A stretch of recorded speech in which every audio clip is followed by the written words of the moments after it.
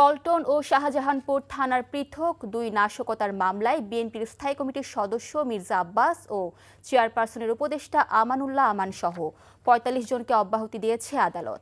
ঢাকার metropolitan magistrate মেহেদী হাসান এ আদেশ দেন। মির্জা আব্বাস ও আমানুল্লাহ আমান আদালতে উপস্থিত হয়ে মামলা থেকে অব্যাহতির আবেদন করেন।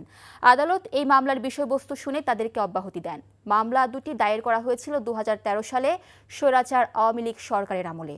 ২০১৪ সালের ৫ই জানুয়ারি একতরফা নির্বাচনের আগে রাজনৈতিক হয়রানির উদ্দেশ্যে মামলাগুলো করা হয় বলে বরাবরই বলে আসছিল বিএনপি।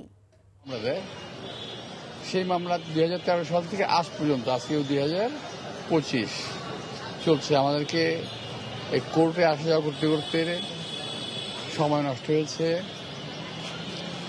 টাকা নষ্ট হয়েছে। এই মামলায় আমাদেরকে জেলেও যেতে হয়েছে।